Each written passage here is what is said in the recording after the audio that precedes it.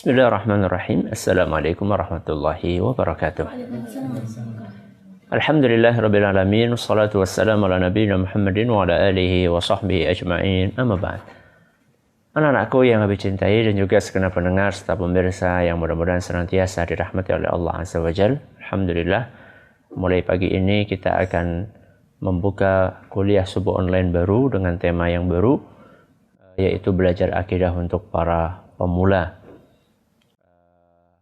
Dengan buku panduan Al-Usul Ats-Tsalatsah, 3 hal prinsip yang harus diketahui oleh seorang muslim, yang ditulis oleh Syekh Muhammad At-Tamimi rahimahullahu ta'ala.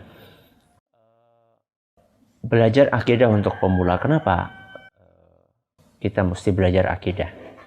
Kenapa kita mesti belajar akidah? Ketika Rasulullah SAW 15 abad yang lalu diutus oleh Allah Azza wa Jalla ke muka bumi ini, saat itu tanah Arab atau Jazirah Arab itu diisi oleh masyarakat yang rusak. Masyarakat yang rusak. Rusak apanya? Akidahnya, akhlaknya, ibadahnya, semuanya rusak. Ya.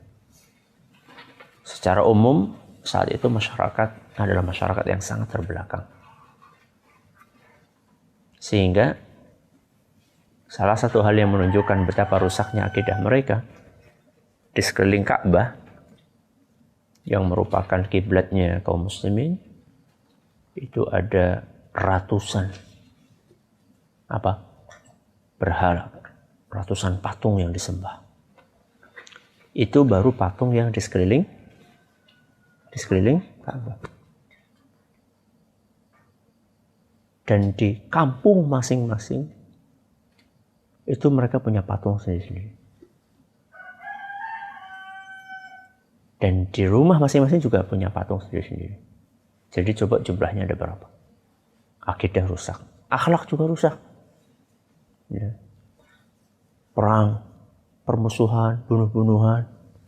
Siapa yang kuat dia yang menang. Ya. Mabuk-mabukan. Bahkan namanya khamar itu sudah menjadi minuman. Jadi setiap makan minumnya khamar. Kayak kita minum air putih. Kasih sayang, ya hancur. Begitu anak lahir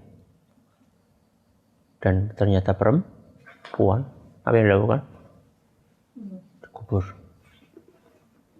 Hidup dalam keadaan hidup. Bayangkan bayi ya dimasukkan ke tanah, ditimbun dalam keadaan hidup, nangis gak peduli.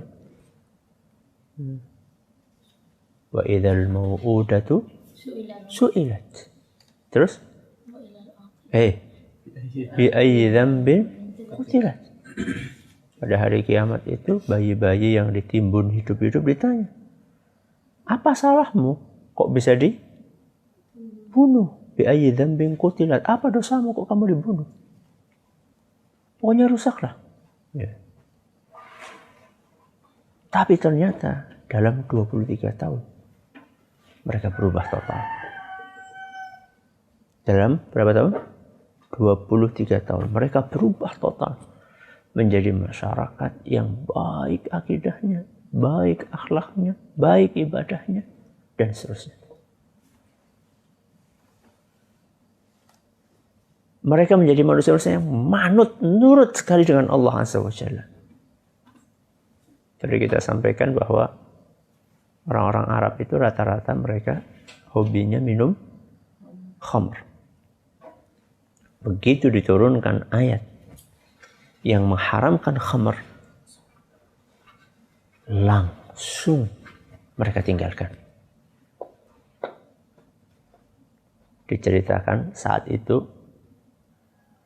lorong-lorong jalan-jalan yang ada di Madinah itu becek semua. Karena apa? Hujan? Bukan. Karena mereka punya dream Bayangkan, nyimpen khamar pakai apa? Drim tong. Punya drim besar isinya khamar. Begitu turun ayat diharamkan khamar, mereka tumpahkan itu. Di mana? Jalan-jalan. Juga becek jalan-jalan Madinah. Yang lebih menakjubkan adalah saat diharamkan khamar itu kan Rasulullah SAW kan mengutus seorang sahabat untuk memberikan pengumuman keliling. Dulu kan belum ada apa? Belum ada mic. Sehingga kalau ada pengumuman, kalau nggak dikumpulin masyarakatnya di masjid, ya Rasulullah SAW mengirim orang untuk keliling. Apa bunyi pengumumannya? Ala innal khamra qad hurrim. Ala innal khamra qad hurrim. Apa artinya Mas Abdurrahman? Ketahuilah bahwasanya khamar mulai hari ini telah diharamkan. Ketahuilah sesungguhnya khamar mulai hari ini telah diharamkan. Keliling gitu. Nah, ketika ada pengumuman itu, ada sebagian sahabat lagi minum khamar bareng di sebuah taman. Dan itu saatnya memang boleh, awal-awalnya memang boleh. Ya sampai tahun 3 Hijriah. Jadi berapa tahun itu? 13 tambah 3 berapa? 16 tahun. Masih diperbolehkan. Ya. Begitu 16 tahun lewat setelah diutusnya Nabi Muhammad SAW diharamkan. Itu orang-orang para sahabat ini yang lagi pada minum-minum bareng di mana tadi? Di taman. Begitu dapat pengumuman seperti itu, maka langsung botol atau bejana yang mereka atau gelas yang mereka gunakan untuk minum mereka tumpahkan yang ada di botol tadi. Bahkan yang sudah masuk kemana? Mulut sudah tinggal dia kan? Tinggal ditelan sama mereka dimuntahkan. Padahal tinggal di apa? Tinggal ditelan. Yang jadi pertanyaan, kenapa mereka nurut banget? Suka? Hah? Padahal dulunya mereka tak bisa ninggalin. Karena saking terbiasanya mereka untuk minum khamar. Kenapa kira-kira Mas Suka? Mereka nurut banget. Coba sekarang kalau misalnya nggak boleh gitu, kita nih Abi atau Umi bilang apa sesuatu misalnya, ini nggak boleh Mas, kalian lakukan? Kadang dilakukan, kadang tidak. Kadang nyuri-nyuri melakukan. Kenapa para sahabat saat itu mereka nurut banget sama Nabi Muhammad SAW? Begitu haram tinggalin. Kenapa maksudnya? Mas Anjas. Terus iman. Karena apa? Iman. Karena akidah mereka yang sangat kuat. Inilah rahasianya kenapa khamr itu diharamkan 16 tahun setelah Rasulullah SAW diutus. Jadi ternyata Rasulullah SAW diutus oleh Allah Azza wa Jalla itu bukan pertama kali, ayo kumpul dakwah langsung khamr haram. Tapi oleh Rasulullah SAW digarap, dibenarkan, dikuatkan apanya? Akidahnya dulu. Oleh Rasulullah SAW dikuatkan supaya punya akidah yang kokoh dulu, keimanannya dikuatkan. Keimanan mereka kepada Allah Azza wa Jalla.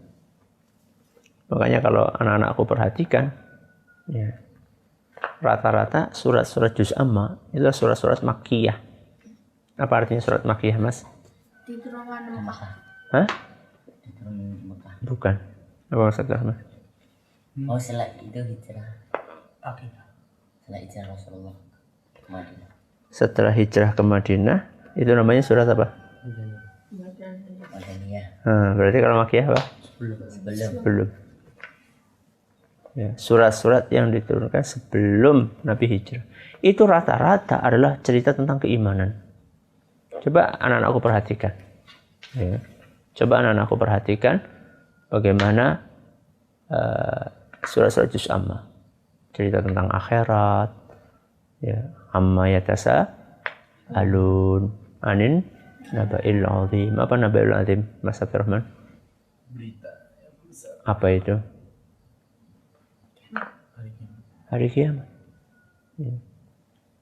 Jadi anak-anakku perhatikan tentang hari kiamat, tentang surga, tentang neraka. Ya.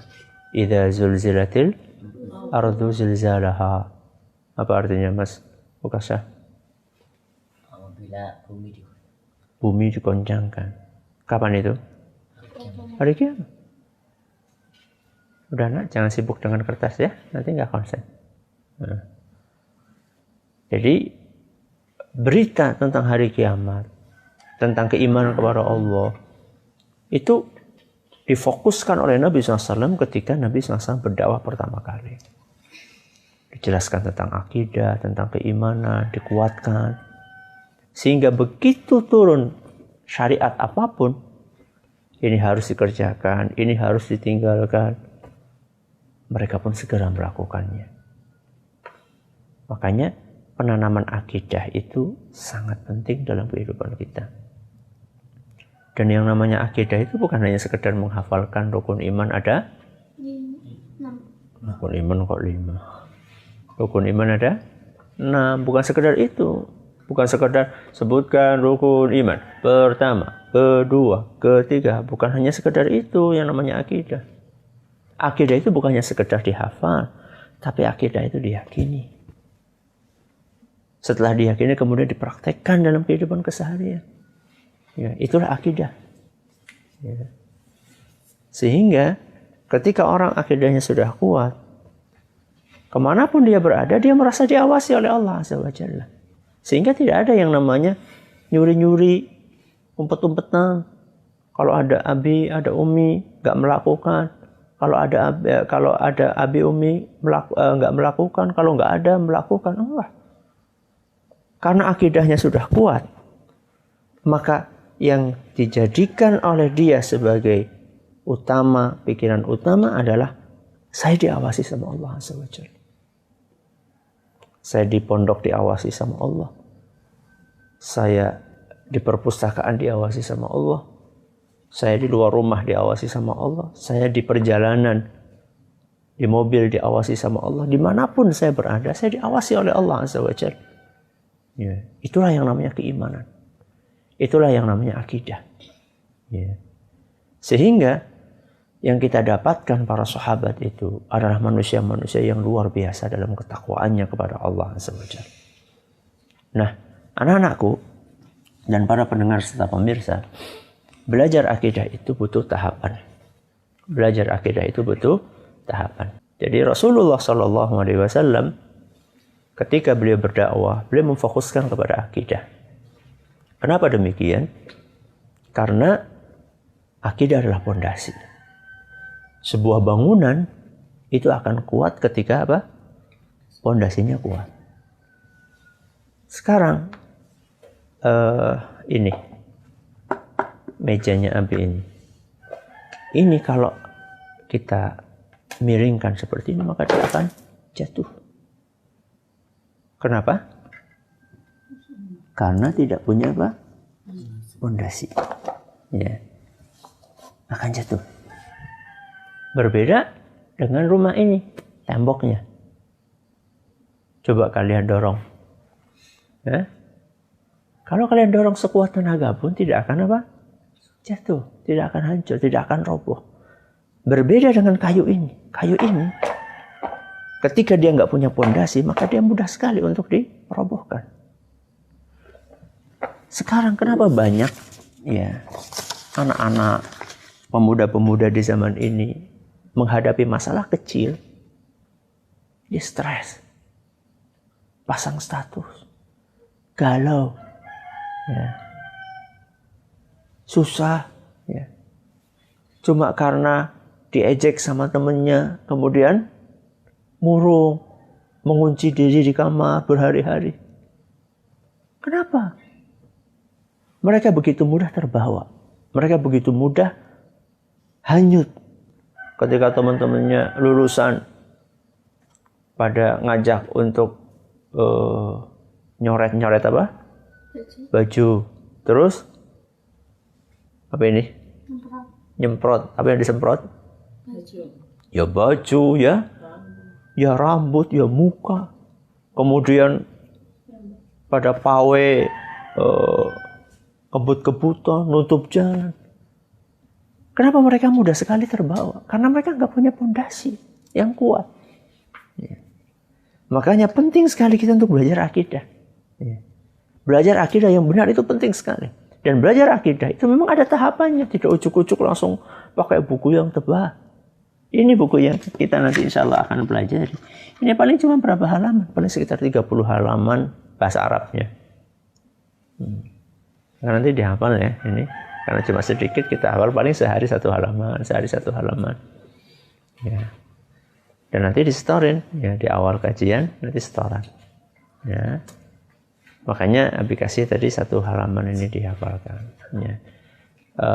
Buku ini insya Allah kita akan jelaskan pada pertemuan berikutnya insya Allah beserta dengan biografi singkat dari penulis buku ini. Mudah-mudahan apa yang kita pelajari bermanfaat buat kita semuanya. Wallahu ta'ala a'lamu bishawab. Kita tutup dengan membaca Subhanakallahumma wa bihamdika asyhadu an la ilaha illa anta astaghfiruka wa atubu ilaik. Assalamualaikum warahmatullahi wabarakatuh.